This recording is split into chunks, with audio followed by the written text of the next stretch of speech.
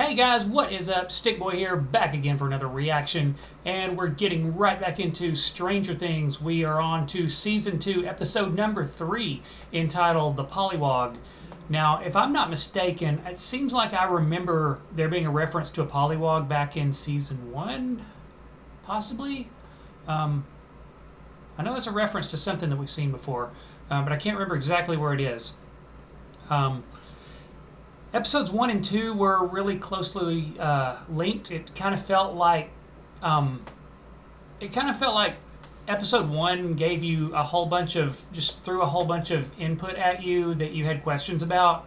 And then episode 2 kind of went back and answered all your questions, or answered most of them, tied a lot of the ends up that you had from watching episode 1.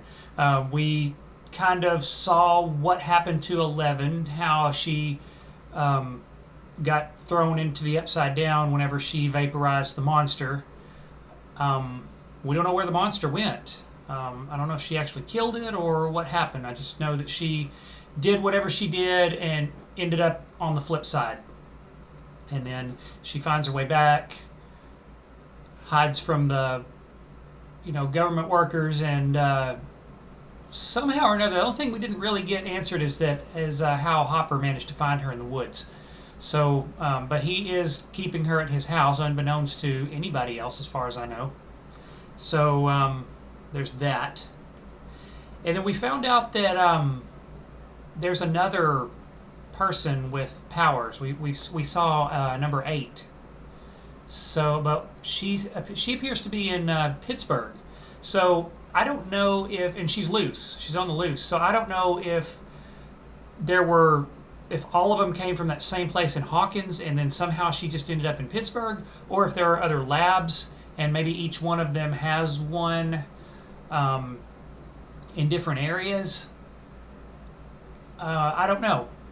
I don't know the answer to that. But, and of course Will is kind of flashing over to the other side every once in a while and kind of seeing this big creature, this giant creature that's in the Upside Down that seems to be drawn to the energy, maybe the energy that's in Hawkins now that there's a rift.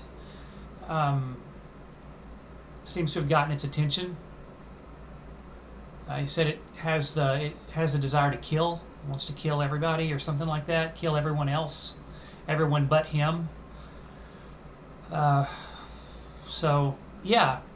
His mom apparently knows about the visions and all of that.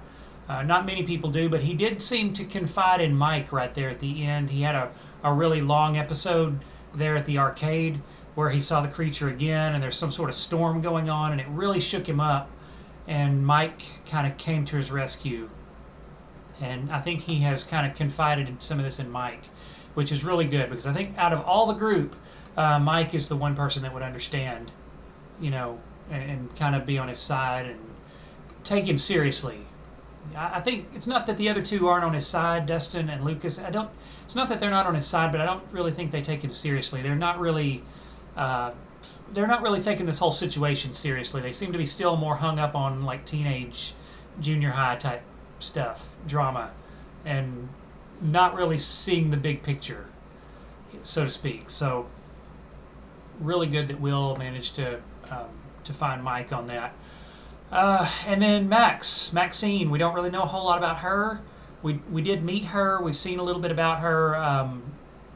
She has kind of befriended Lucas and Dustin, who are kind of enamored with her. And Mike really doesn't seem all that interested for whatever reason. Doesn't really want her part of the group. So we'll kind of see how that goes. She definitely needs some friends. She's obviously in a bad situation. She appears to be in an abusive situation with what appears to be her older brother. And that's the only family that we've seen, or the only semblance of a family that we've seen. So, anyways, all of that to say, let's get into the reaction. It's not going to be on YouTube.